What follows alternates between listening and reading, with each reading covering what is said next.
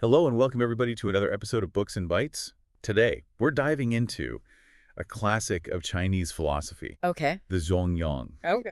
It's often translated as the Doctrine of the Mean, Yeah, and boy, does it live up to that name. it really does. I think what makes this book so fascinating is that it manages to be both incredibly practical and deeply philosophical at the same time. Right, so we're talking about a text that's over 2,000 years old, Wow. Yeah, and yet it still feels incredibly relevant to how we navigate our lives today. absolutely. So for our listeners, we're essentially taking a deep dive into the core of Confucian thought. Okay. The Zhōngyōng is all about finding balance and harmony, not just in our personal lives, but in every aspect of existence. Okay, so let's give our listener a little roadmap here. What are Mhm. some of the big themes we'll be unpacking as we journey through the Zhōngyōng? Well, right off the bat, the text lays out the idea of the mean, this dynamic state of equilibrium that's achieved through cultivating sincerity and following the Tao, the path of virtue.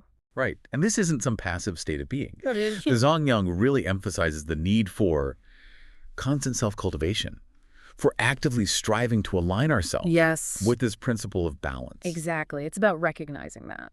Achieving the mean isn't a destination, but rather a continuous journey of learning, reflection, and refinement. And of course, we can't talk about the Zhōngyōng without mentioning the concept of the superior man.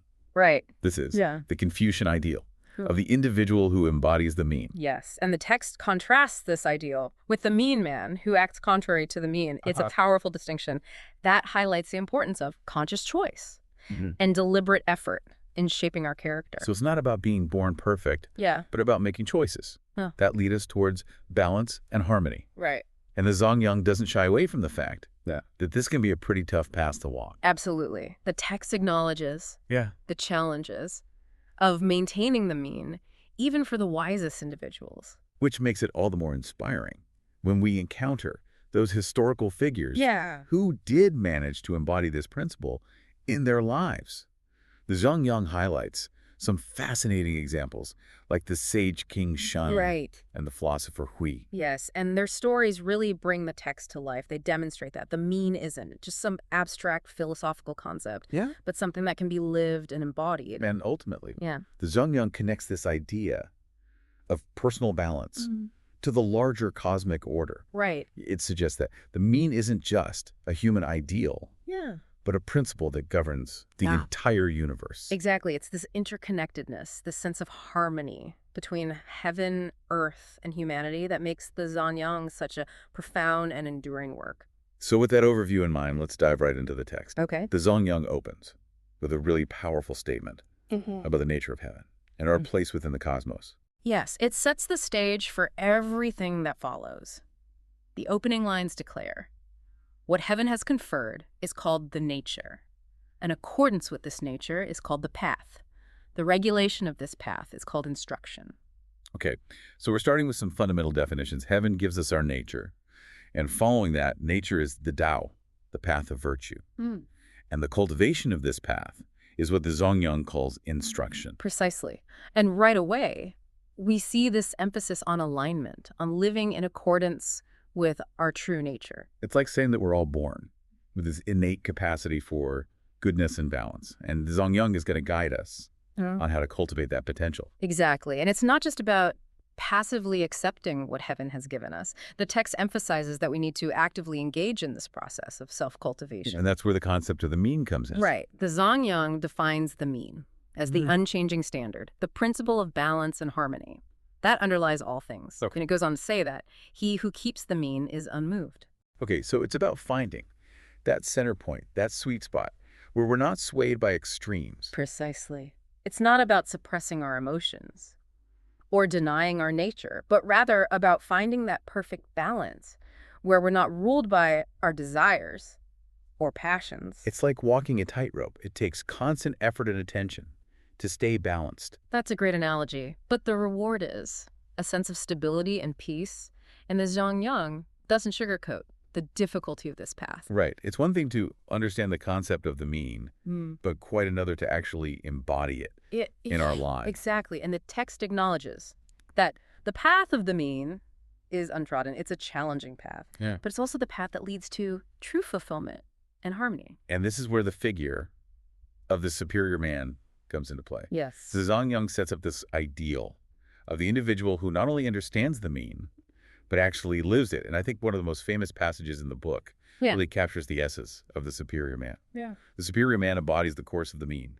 The mean man acts contrary to the course of the mean. It's such a succinct yet powerful statement. It really highlights the idea that the mean isn't just a matter of outward behavior, but of inner character. So it's not just about doing the right thing, Yeah. but about cultivating the right kind of heart and mind. Exactly. The superior man is someone who's constantly striving for balance and harmony, not just in their actions, but in their thoughts and intentions. And the Zhōngyōng provides some really interesting insights into what that process of cultivation actually looks like. Yes, the text emphasizes the importance of self-reflection, of constantly examining our hearts and making sure our inner world aligns with the principles of the mean. Yeah, and this isn't just about beating ourselves up for our shortcomings. It's about honestly assessing where we're at and then making conscious choices that move us closer to that ideal of balance. Exactly. It's about acknowledging our flaws and then actively working to improve ourselves. And the Zhōngyōng suggests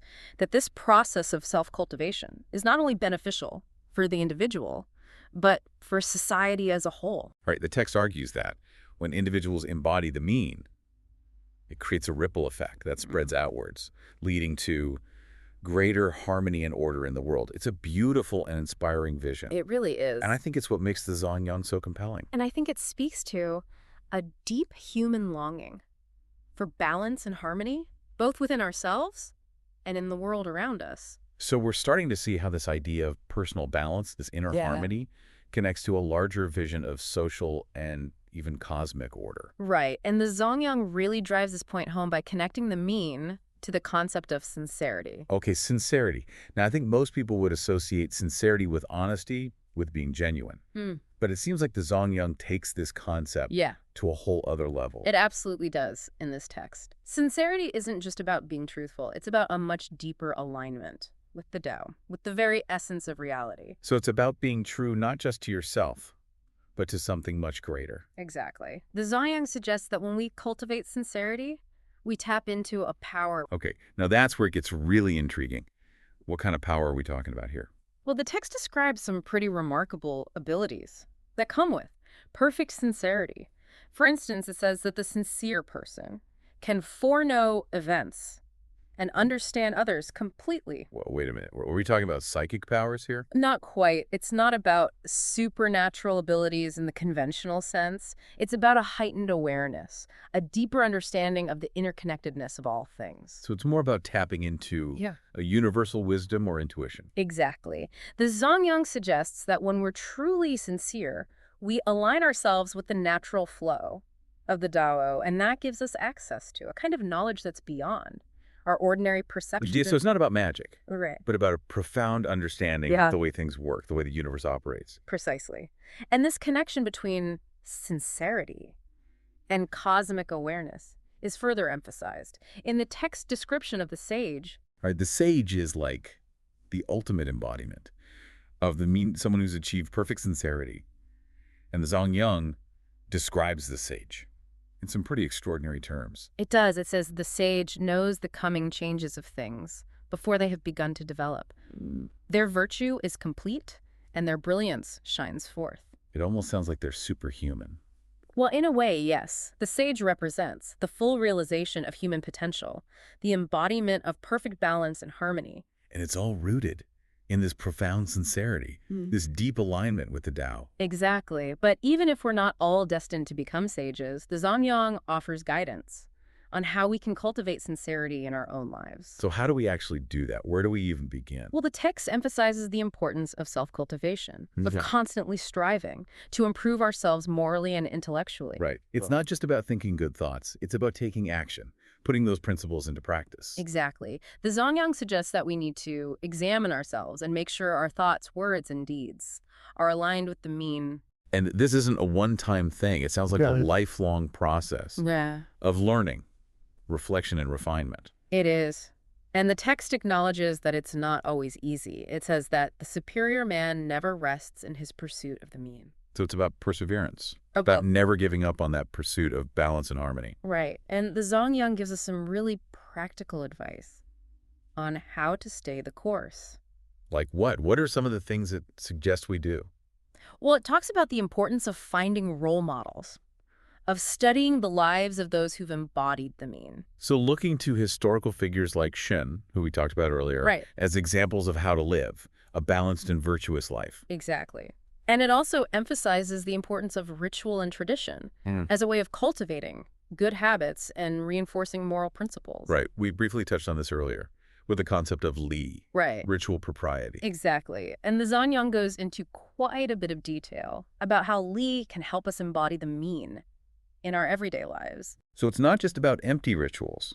It's about using those rituals as a way to cultivate inner virtue and create a more harmonious society. Precisely, Li Nom provides a framework for social interactions, a set of guidelines that help us navigate relationships with respect and consideration. It's like having a roadmap for how to treat others with kindness and compassion, how to create a more balanced and harmonious social order. Right, and the Zhōngyōng suggests that when we practice lying with sincerity, it becomes a powerful force for good in the world. So it's about finding that balance Yeah. between inner cultivation and outward expression, between personal virtue and social harmony. Exactly. And the Zhōngyōng really emphasizes the interconnectedness of these two dimensions. It suggests that when we cultivate the mean within ourselves, it naturally radiates outward, influencing those around us and creating a more balanced and harmonious world. It's a beautiful and inspiring vision, Yeah. but the text also acknowledges that the path to the mean isn't always smooth sailing. Right. There are bound to be challenges and setbacks along the way. Absolutely. And the Zhōngyōng offers some really insightful guidance. Like what? What kind of advice does it give? Well, it talks about the importance of resilience, of not giving up on ourselves when we stumble. It says, when the archer misses the center of the target, he turns around and seeks for the cause of his failure in himself. That's a powerful image. Yeah. It's a reminder that we need to take responsibility for our actions and constantly strive to improve ourselves. Exactly. And it's not about being perfect. It's about learning from our mistakes and using those experiences to grow and evolve. So it's about embracing the journey with all its ups and downs and trusting that each experience, even the difficult ones, can teach us something valuable. Yes, and the Zhōngyōng suggests that when we approach life with this attitude of openness and humility, we're more likely to stay on the path of the mean, even when the going gets tough. It's a reminder that the pursuit of balance and harmony is a lifelong endeavor, Right. a journey that requires constant effort and attention. It is. But the Zhōngyōng assures us that it's a journey worth taking. It suggests that when we align ourselves with the mean, we tap into a power that's beyond our individual selves, a power that can transform not only our own lives, but the world around us. So it's not just about self-improvement, it's about contributing to a greater good, creating a more balanced and harmonious world for everyone. Exactly. And the Zhōngyōng leaves us with a really powerful image to contemplate. The way of heaven and earth is to be found in the mean. It is the great root from which grow all the human actings in the world. Wow, that's a profound statement. Yeah. It's suggesting that the mean is the foundation of everything, the source from which all goodness and harmony flow. It is. And it's a reminder that when we cultivate the mean within ourselves, we're tapping into something truly profound, something that connects us to the very essence of reality. So it's not just a philosophical concept, it's a way of life, a way of being in the world that aligns us with the natural order of the universe. Exactly. And that's the beauty of the Zhōngyōng. It offers a path to greater balance and harmony, not just for ourselves, but for all of humanity.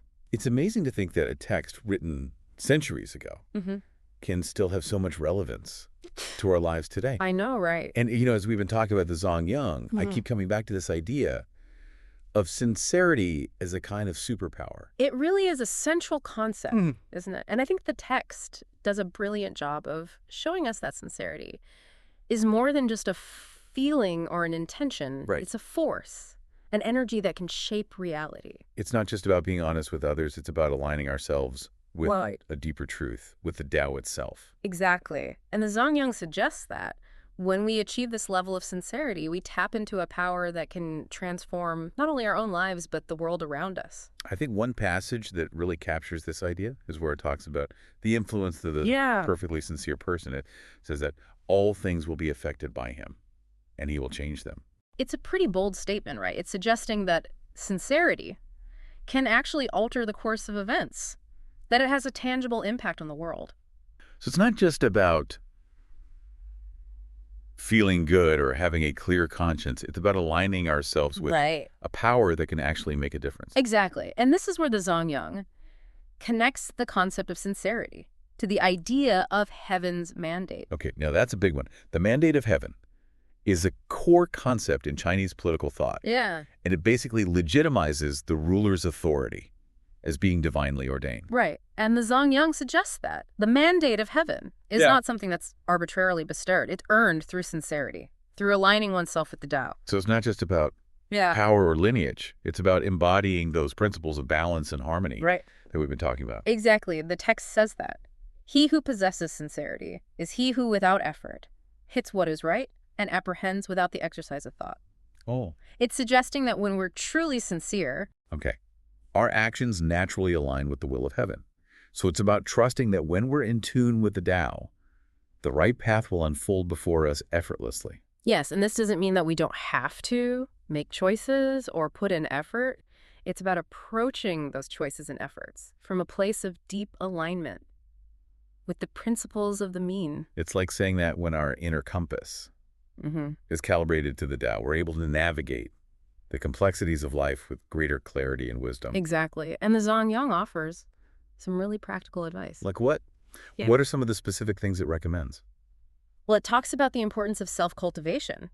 Through learning and reflection, it encourages us to study the classics, to learn from wise teachers, and to constantly examine our own thoughts and actions. So it's about taking a proactive approach to personal growth, Yeah. constantly striving to expand our knowledge and refine our character. Yes. And the Zhōngyōng also emphasizes the importance of practicing what we preach, of living in accordance with the principles we believe in. Right, it's not enough to just talk the talk. We have to walk the walk. Exactly. And this is where the idea of li, ritual propriety, comes back into play. The Zhōngyōng suggests that by practicing the rituals of our culture with sincerity and intention, we reinforce those principles of balance and harmony. In our daily lives. It's about taking those abstract ideas and making them tangible, weaving them into the fabric of our everyday experience. Precisely. And the Zhōngyōng suggests that when we do this, it creates a ripple effect that spreads outwards, influencing not just our own lives, but the lives of those around us. So it's about recognizing that our individual choices and actions have a collective impact, that we're all interconnected and contributing Right. to a shared reality. Yes. And the Zhōngyōng concludes with a really beautiful image that captures this interconnectedness. It says that the path of the mean is great and far-reaching. It is the way which the ancients trod and which the men of future ages will tread. It's like saying that this path of balance and harmony is a timeless truth, a universal principle that connects us across generations. And it's an invitation for us to join this lineage of seekers, to dedicate ourselves to cultivating the mean and creating a more balanced and harmonious world for all. That's a pretty inspiring message to end on. Yeah. And as we've been talking about the Zhōngyōng, I've been thinking about that opening line. What heaven has conferred is called the nature. It seems like the text is ultimately reminding us to trust in our innate goodness, to believe that we're all capable of achieving Right. balance and harmony. It is, and I think that's a powerful message for us to carry with us as we navigate the complexities of our modern lives. Absolutely. So to our listener, we encourage you to delve into the Zhōngyōng yourself and discover the wisdom it holds. And as you journey through life, remember the power of sincerity, the importance of self-cultivation, and the profound impact that striving for balance and harmony can have on your own life and the world around you. Thanks for joining us.